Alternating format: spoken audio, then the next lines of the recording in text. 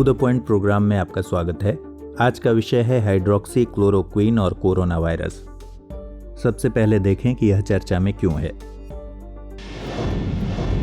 स्वास्थ्य और परिवार कल्याण मंत्रालय द्वारा ड्रग्स एंड कॉस्मेटिक्स रूल्स 1945 के तहत शेड्यूल H1 ड्रग घोषित किया गया है।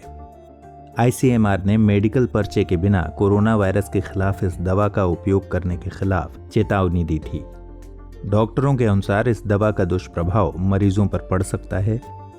फिलहाल इस दवा का प्रयोग सिर्फ हाई रिस्क पॉपुलेशन के 2 वर्गों के लिए किया जा सकता है। पहला वर्ग एसिम्प्टोमेटिक हेल्थ केयर वर्कर्स और दूसरा वर्ग asymptomatic house hold contacts. Hydroxy chloroquine के बारे में जानते हैं।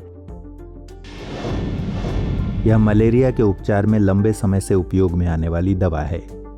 इसे कोरोना वायरस से संक्रमित रोगियों के इलाज के लिए कारगर माना जा रहा है।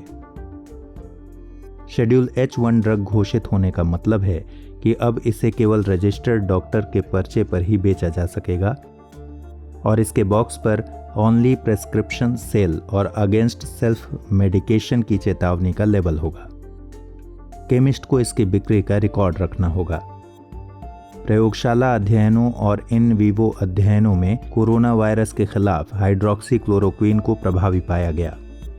ICMR द्वारा कोविड-19 पर गठित नेशनल टास्क फोर्स द्वारा अनुमोदित ट्रीटमेंट प्रोटोकॉल को drug controller general of India यानी DGCI द्वारा आपातकालीन स्थितियों में प्रतिबंधित उपयोग के लिए मंजूरी दी गई है। वैज्ञानिकों ने पाया कि ये दवाएं कोरोना वायरस कोशिकाओं में प्रवेश करने में सक्षम होने के साथ हस्तक्षेप कर सकती हैं। ICMR ने 15 साल से कम उम्र के बच्चों और 60 साल से अधिक उम्र के बुजुर्गों के लिए इस दवा की सिफारिश नहीं की है। इससे किडनी और हृदय पर दुष्प्रभाव की संभावना है। कुछ अन्य महत्वपूर्ण बातें इस तरह हैं। भारत सरकार ने हाइड्रोक्सी क्लोरोक्वीन की संभावित मांग के चलते इसके निर्यात पर प्रतिबंध लगाया है। स्वास्थ्य कर्मियों को इन दवाओं के उपयोग के बाद भी सभी निर्धारित सार्वजनिक स्वास्थ्य उपायों का पालन करने के लिए कहा गया, जैसे हाथों की लगातार धुलाई, श्वसन शिष्टाचार, न्यूनतम 1 मीटर की दूरी और व्यक्तिगत सुरक्षा उपकरण का उपयोग करना इत्यादि।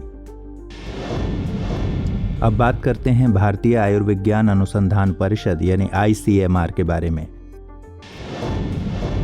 जैव चिकित्सा अनुसंधान के निर्माण, समन्वय और संवर्धन के लिए यह भारत में शीर्ष निकाय है। इसका उद्देश्य समाज के लाभ के लिए चिकित्सा अनुसंधान का संचालन करना, समन्वय और कार्यान्वयन करना है। उत्पादों, प्रक्रियाओं में चिकित्सा नवाचारों को शामिल करना और उन्हें सार्वजनिक स्वास्थ्य प्रणाली में प्रस्तुत करना इसका मकसद है। भारत सरकार द्वारा स्वास्थ्य अनुसंधान विभाग स्वास्थ्य और परिवार कल्याण मंत्रालय के माध्यम से वित्त पोषित होता है। आइए अब नोट करें आज का सवाल। सवाल है, हाइड्रोक्सी क्लोरोक्वीन के संबंध में निम्नलिखित कथनों पर विचार कीजिए। ये दवा जापानी इंसेफेलाइटिस के इलाज में उपयोग की जाती है। इसे ड्रग्स एंड कॉस्मेटिक्स रूल्स 1945 के तहत शेड्यूल H1 ड्रग घोषित किया गया है। कूट। सही विकल्प का चुनाव कीजिए। केवल 1, केवल 2, 1 और 2 दोनों, इनमें से कोई नहीं। इसका सही उत्तर है विकल्प B।